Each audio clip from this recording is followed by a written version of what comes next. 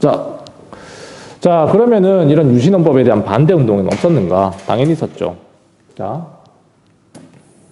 유신헌법에 대한 반대 운동 넓힐까?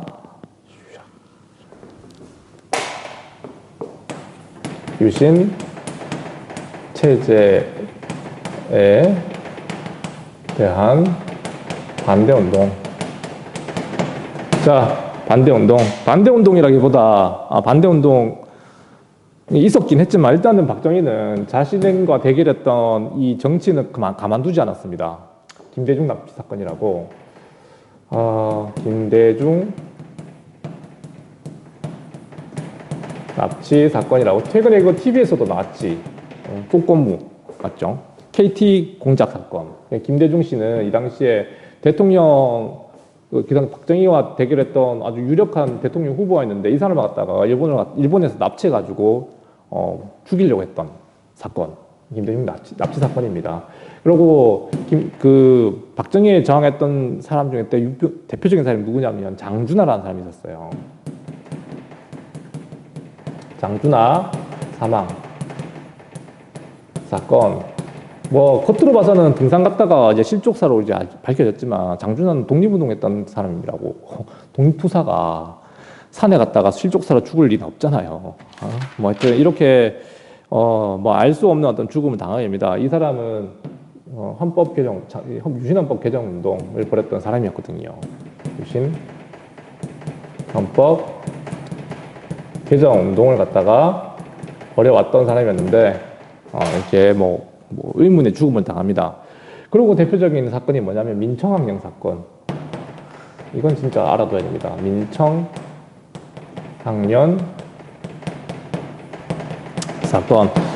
이게 뭐냐면 전국 민주청년 학생 총연맹이라고 하는 말의 줄임말입니다. 민주청년 학생 총연맹의 줄임말인데, 그러니까 이 당시 학생들이 가장 많이 반대했겠죠, 아무래도. 근데 이 학생들의 어떤 시위나 이런 박정희 정부의 반대 운동을 갖다가 지금 최근에 이런 거 많았거든요. 간첩으로 몰아가는 거지, 쉽게 얘기하면. 간첩으로 몰아가는 사건이었고, 실제로 이 민청학년에 가담했던 이 학생들을 갖다가 유죄 판결을 내리죠.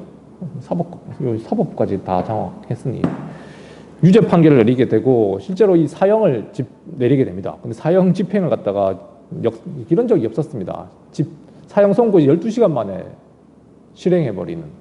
놀랍게도 지금 그 사람들 전부 다 무죄인 걸로, 간첩이 아닌 걸로 밝혀졌거든요. 그 사람들 목숨은 어떻게 된 겁니까, 도대체? 우리나라에서 사법 역사상 사건, 가장 불행했던 사건이에요, 이게. 법을 공부할 친구들이 있다면 이거 꼭 공부해야 됩니다. 공부 알아야 되는 거죠. 알겠습니까? 사법부가 권력의 노예가 되었을 때 이런 일이 발생하는 겁니다. 이 살인이죠, 살인. 사형 판결을 내려가지고 사람 죽이고 알고 보니까 무죄고. 이거는 있을 수 없는 일이죠. 민청학년 사건. 이런 식으로 유신에 반대하는 사람들과 어떤 단체를 갖다가 이렇게 강력하게 탄압했던 사건들 이해됩니까? 자, 박정희 체제가 유신 체제가 붕괴됐던 결정적 계기. 이게 오래 갈 수가 없죠. 이렇게 이제 강권으로 통치하는 거는. 그 계기가 됐던 게 YH 무역 사건이라고 하는 거고, 이게 다 적히고 있죠. YH 무역 사건은 이 당시 노동자들의 어떤 이게 무역회사입니다. 알겠습니까? 무역회사에서 일하던 노동자들이 이제 밀린 월급과 열악한 노동 환경 때문에 일어났던 시위였고, 이 YH 무역 사건을 갖다가 그러니까 노동자들을 보호해줬던 사람이 바로 이 당시 김영삼이라고 하는 야당 지도자가 있었습니다. 그러니까 신민당 당사에 들어가가지고 이 사람들을 막 농성하고 했었는데, 그 야당 당사까지 쳐들어가가지고 이 여자 노동자들을 갖다가 막 똥물을 퍼붓고 막 하여튼 검거하는 과정에서 또 노동자들이 또 죽고, 알겠습니까? 했던 사건이 바로 YH 무역 사건이었어요. 이게 이제 노동자들의 큰 분노를 자아냈던 거였고, 이 당시 박정희 경제개발이라고 하는 게 노동자들의 희생 위에서 꽃피어났던 그런 그 성과라고 하는 걸 우리가 기억했으면 좋겠습니다. 자, 그 바람에 이런 사건을 겪으면서 박정희 정부는 이 야당 지도자였던 이 김영삼을 갖다가 이 국회의원직에서 제명해버려요. 그러니까 지금 너네 김영삼 잘 모르겠지만 당신들 지금 뭐 아주 옛날 정치인이니까. 근데 김영삼이 그렇게 제명이 되면서 그 부산 쪽이 그 사람 지역구였거든요. 그러니까 부산은 사실은 70년, 60년대까지만 하더라도 데모가 많이 일어나는 지역은 아니었습니다. 근데 이 김영삼 제명 사건은 그 지역 민심을 흔들었죠.